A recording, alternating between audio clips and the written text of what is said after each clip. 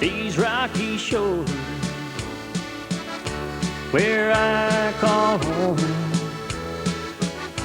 where my heart longs to be. Whenever I roam, it's these rocky shores, it's where I long to be. Yes, it's these rocky shores, they are home to me. Whenever I leave here, it hurts me so, with tears in my eyes. Why you go? There ain't no work, and the kids need new clothes. The bills need paying, so off I must go. These rocky shores, where I call home, where my heart longs to be. Whenever I roam, yes, these rocky shores, it's where I long to be. Yes, these rocky shores, they're home to me.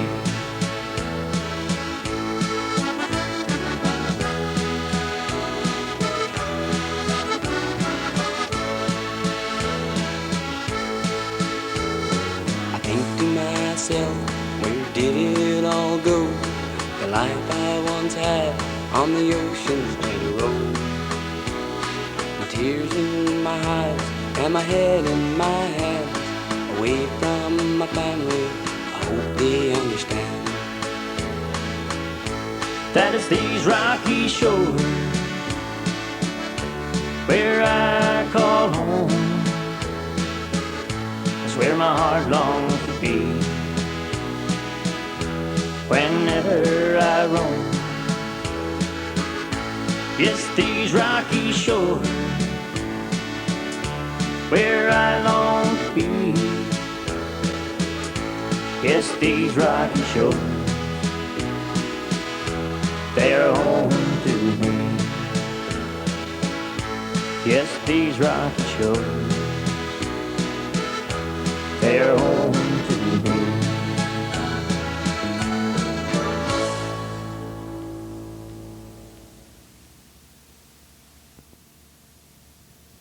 Happy Easter and welcome to This Week in Review. Tonight's stories include further air quality results at A.J. Matthews School, students at St. John Central High participated in a 30-hour famine, discharge in the water is causing concern for boat owners, report from the Burgeo Town Council, these stories plus community events, BBS Playbill, Off the Rack, and more coming up after this. This is Cliff Chatterton of the War Ants. I've known Megan since she was 3. This is your new swimming arm. This is the sport hand that goes with it, okay? She was enrolled in Champ after a terrible car crash cost her an arm. Show kids you care. Be a part of the War Ants Drive Safe campaign. Drive safe.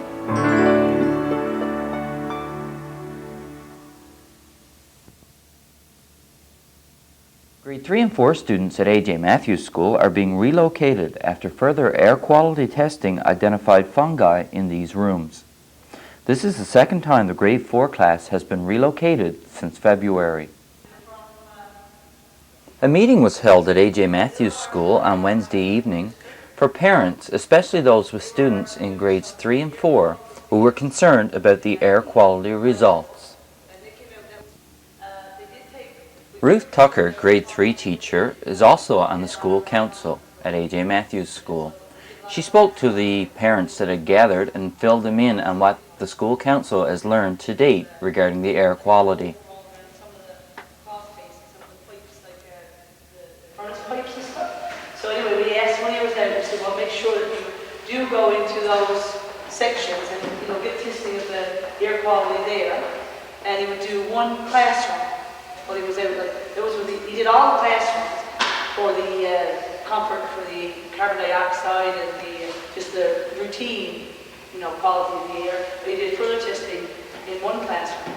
And the classroom that he chose downstairs was grade 4, and he chose grade 5 upstairs. That was the one that had the most extensive testing. Now the elementary section, the section that we're in here, came back really good on all the testing. Everything came back good.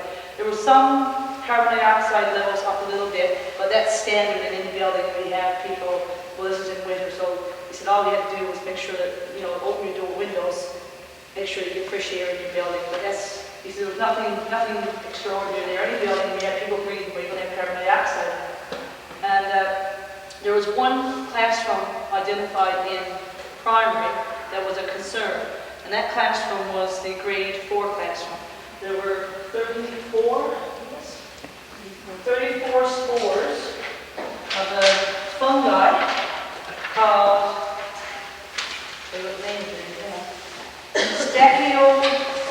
Stachybotrys trium or something. Long word. What does it mean?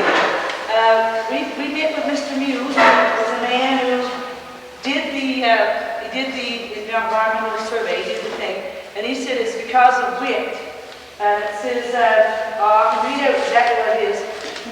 That big long word, Strachiochardon for short, is a wet, cellular space-loving species, and consequently its growth can be attributed to wind.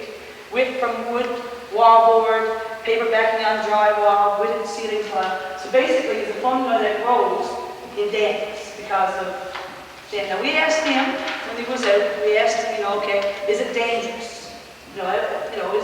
Is it dangerous? He said, well, no, it's not dangerous in the sense of hurting anybody, in the sense of if you have allergies, it said it can cause people, is the area in your nose and your eyes is particularly sensitive to exposure, and typically symptoms will subside when you're removed from the source of contamination. And Mr. Muse recommended that this classroom be vacated, trying to be moved out of the classroom within, as quick as we could deem it possible. So that was back in February. And so the school staff met and the school council met. We met with Mr. Muse, and there was 2 or 3 people from board office came out. And we said, okay, we'll close the grade 4 classroom, and we're looking at getting something done with it, get further testing done, or get some people out and take down drywall, or fix some of the windows, or finish the tiles, or whatever had to be done. So anyway, that's where it was. And I said about probably a week and a half later, some people came out. There was somebody, Mr. Muse was back, and they did further testing. And they said, okay, they're going to test the same test that they did in grade 4 before. They were going to do all the other primary classrooms. They went in, they took up some floor tile, and they did some samples from the drywall and stuff on the windows. They drilled all in Marlene's class. And so there were several things that they did do. And then it was gone off, and pretty much that's all we as staff were telling it until yesterday. And several times we'd asked, okay, have you heard anything back on the air quality, on the air testing that was done? And what we thought everything was the same. Like, I wasn't able to believe. I thought that everything was fine except for the grade 4 classroom. But what happened, I think, was that the further testing that they did, they had to grow in a lab. They had to grow the culture, and it takes about 3 weeks. So anyway, the testing that we got yesterday came from the lab on the 25th of March. And it came in to board office, and it was sent out here on the 1st of March. But Doreen wasn't here. 1st of April, sorry. 1st of April, and Doreen wasn't here, 1st, 2nd, or 3rd. So when it came out, we didn't actually hear about it until Monday. So first we knew about it. Now, in this one again, Mr. Muse, the same number of fungi, same kind, the with cellular-based fungi type, in grade 3 classroom.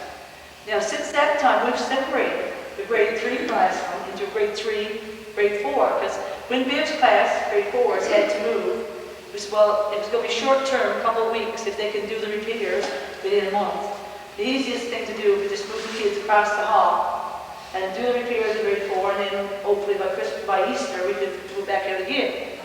Now, we don't know which section of the grade 3 classroom, or if both sections, have the fungi growth, because when they did the testing, the curtain that's closed now was open. Okay, so it could be in all that classroom, or it could be just in one, I don't know, and we have no way of knowing that. In order to determine that date, Mr. Muse would wait all that period of time again. So anyway, the long and short of it is that now we have 2 classes that we have to go. Because the grade 4s were moved to the grade 3s in the back, and well, that classroom is no longer, suitable, and grade 3, where we are, is no longer suitable as well. Craig Butt, maintenance supervisor with school district number 4, and Dr. Patel, a microbiologist hired by government to examine air quality results in schools across the province, then met with the parents that gathered and explained further the results of the testing. I spoke with Doreen Benoit, principal at A.J. Matthews School, and Teresa Peterson, school council chairperson, about the meeting with Dr. Patel. Dr. Patel was in town this past week and gave his interpretation of the results of the air quality testing carried out by Pinson LeBlanc. Were you pleased with what he had to say? Well, I think he confirmed for us what Pinson LeBlanc staff have already said, and that there is a problem within our school that we need to deal with. And as well, at the time that David Muse was here, he led us to believe that the problem was not a severe problem that you would not find in other old buildings that had leaking or water problems. So it's a problem that's found where there's water problems. And the recommendation is that students be removed. And what I was hoping to find by hearing Dr. Patel's presentation was whether this was serious enough to take the recommendations of Pinson LeBlanc and move the students from the primary section to the elementary section. And he did confirm that it was necessary to remove the students from the primary section, mainly because in the event that that type of fungi shows itself in any building, occupational health, Canada Occupational Health and Safety says that people should be removed from the environment. So from that perspective, it is necessary for us to remove the students from the environment. Other than that, his confirmation of the material that was in Pinson LeBlanc was there, was evident. Okay, so what's the next step? The next step, I suppose there's 2 parts to it. Well, first of all, as a school, we have to act upon the recommendations, which is to remove the students, and we're in the process of doing that as I speak. So after Easter, the students will be placed in another section of the school, hopefully a better environment from the air quality perspective. And the responsibility of the school district and the government at this point in time is to find the source of the problem, which is my understanding they have not completely found the source. So, and that's the major issue at this point in time, is to find the source of the problem so that remediation can take place very quickly. Okay, I understand that in the process of moving these students out of these classrooms that the preschool and family resource center will be sharing a room? Yes, they're going to be affected. Everybody who's involved is going to be affected. As a matter of fact, half of the school system is affected in some way or other. For example, we'll be sharing lockers as a result of it, and we're going to be talking about approximately 40 to 50 more people in the elementary section of the school, and we're talking about a little corner of the school where there's going to be a large number of people, which includes our preschool students and our family resource students.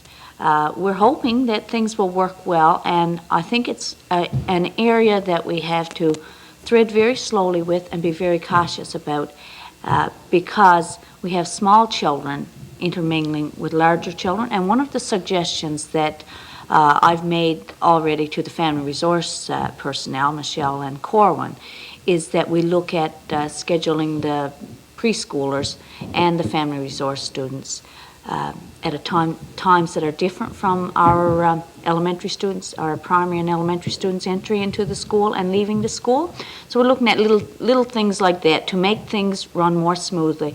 And the other aspect of it is that when parents come into the building waiting for their children or delivering their children to the school, it's going to be very important that they do it in a very quiet manner, because if students are in a classroom right next door to where people are talking, and that's a natural thing for us to talk when we get together, and there's not a problem with it, but it can be disruptive to the students. So I ask parents to be very cognizant of that when they bring their preschoolers after Easter, because we want things to work well. And I think when we all work together, it will work out well.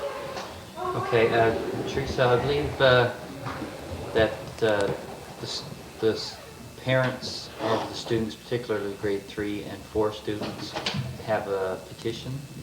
Yes, well, last night after Dr. Patel's presentation, we did have one parent approach Mrs. Benoit with a concern, and he felt that perhaps the parents of the grade 3s and the grade 4s could have some kind of a memo drafted expressing their concerns and wanting the process to move as quickly as possible.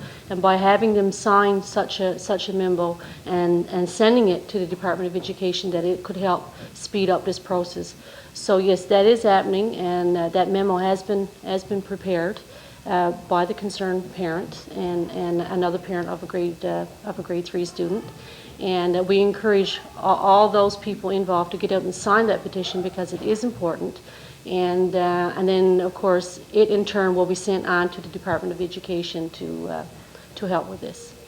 Okay, Dr. Patel also mentioned at his presentation that he's looking for documentation of any illnesses that students may have had that can possibly be related to the fungi.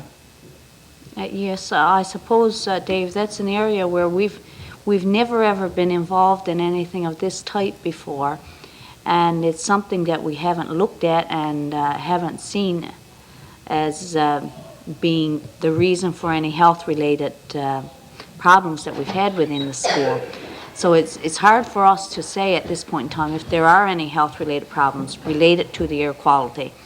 If indeed we see evidence of that in future, we ask that, and if parents are concerned and have concerns, we ask that you get a letter from your doctor stating your concerns or his or her concerns. And that will also help support the move to have things remediated fairly quickly. Okay, well, we'd like to thank you both for speaking with us. And thank you for asking us. Discharge from the local fish plant is causing some concern for residents living close to the shoreline and those with their boats moored in the Reach area. I contacted Steve May of Sea Freeze, who informed me that the discharge in the water is an isolated incident caused by a temperature control problem. This problem should not occur again, according to Mr. May, but as a precautionary measure, Sea Freeze is planning to install a tank on the discharge line to intercept any occurrences like this in the future. Mr. May went on to say they are quite pleased with the progress with respect to the seal blubber, and their proposal for Argentine will be going to HRD sometime this week. This proposal is for secondary processing, and Mr. May went on that Sea Freeze has no intentions to process Argentine anywhere other than here in Burgeo. More than 30 students at St. John Central High participated in a 30-hour famine last weekend. Unlike their fellow students, those participating in the 30-hour famine didn't go home last Friday afternoon, but stayed at the school until 2 p.m. Saturday afternoon. The students got sponsors to raise money for children in underdeveloped countries, and they went without food to get a feel of what those children live with every day. The participants in the 30-hour famine used the materials from the Bright Sights Youth Center to entertain themselves during the famine. They also had a few musicians on hand to help keep them entertained. Stay with us. There's more of This Week in Review coming up after this.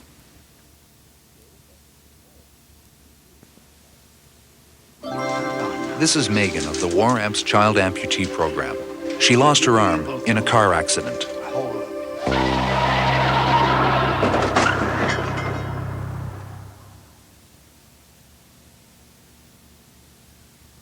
How would you feel if you had been the driver who hit her? Let's all drive safe. A message from the War Amps Drive Safe program. The Sand and Sea Come Home Year Committee have t-shirts and caps available with this year's logo for anyone wishing to purchase them. The Sand and Sea Come Home Year Committee have t-shirts available. T-shirts cost $15. Youth t-shirts cost $12. Also, they have caps in a number of different color combinations available for $10 each. These t-shirts and caps can be purchased in many stores around town or by calling Paulette at 886-2830. Also, between now and the Come Home Year, this committee will be selling tickets on this beautiful painting, hand-painted by Brian Dix. Students at A.J. Matthews School showed off their musical talents on Thursday afternoon.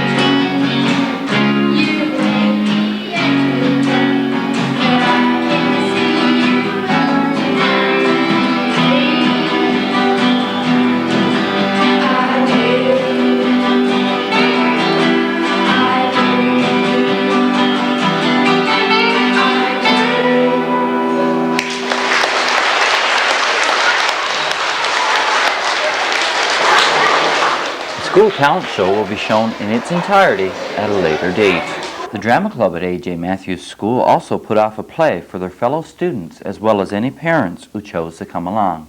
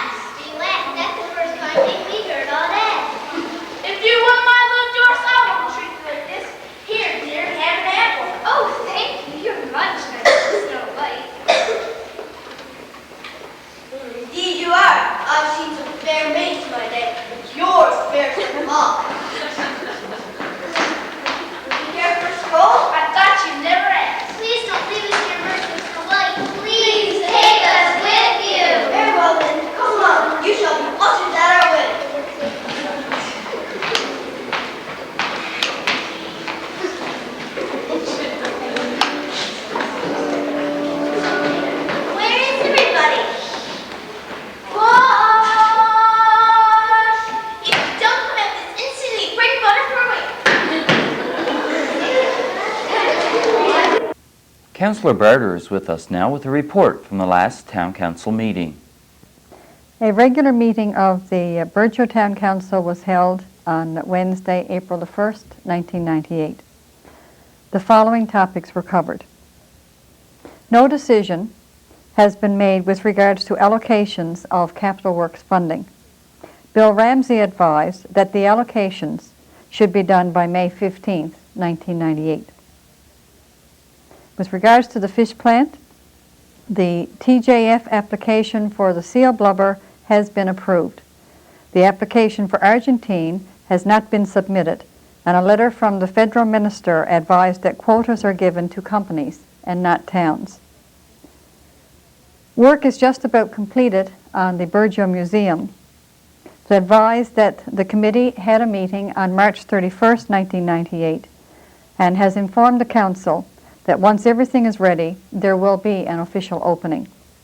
The feasibility study for the community education complex has been stepped up and should be completed by the end of May, but not later than the middle of June.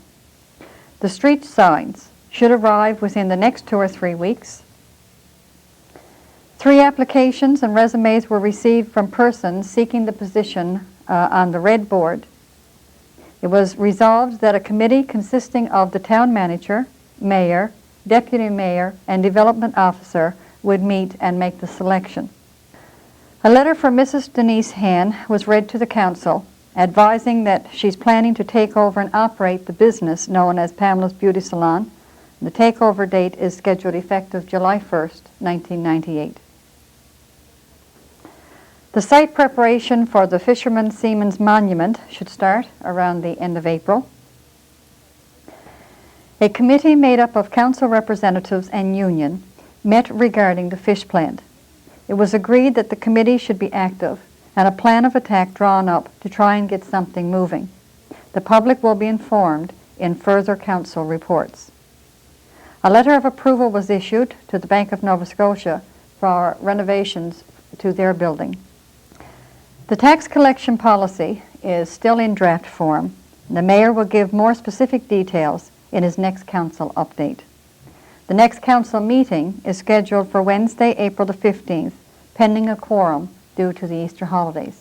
On behalf of the mayor and council members, I would like to wish the community of Burgeo a happy Easter. Thank you and good evening.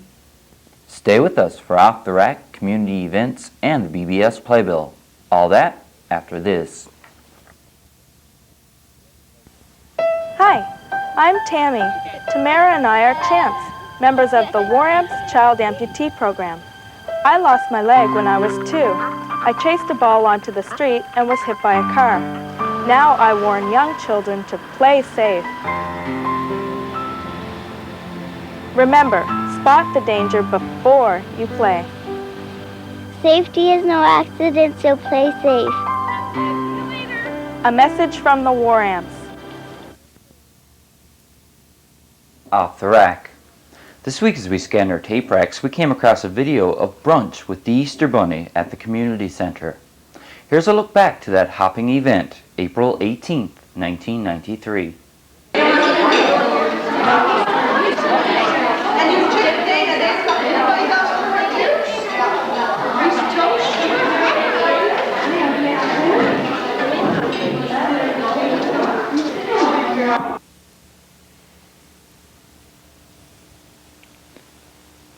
One of the Lioness bunny helpers was waiting at the door to greet the kids as they showed up to have brunch with the Easter Bunny.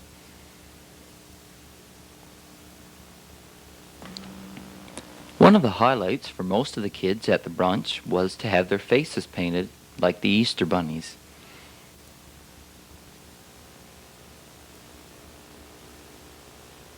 The 2 individuals painting the faces, Kay Kosser and Siobhan Hiscock, were kept quite busy throughout the day. I stand glad to tell you that this is mine. And when I have him near, I like to whisper in his ear, I'll be there until the end of time. And I like to hop on my feet. And all the chickadees and sparrows, so I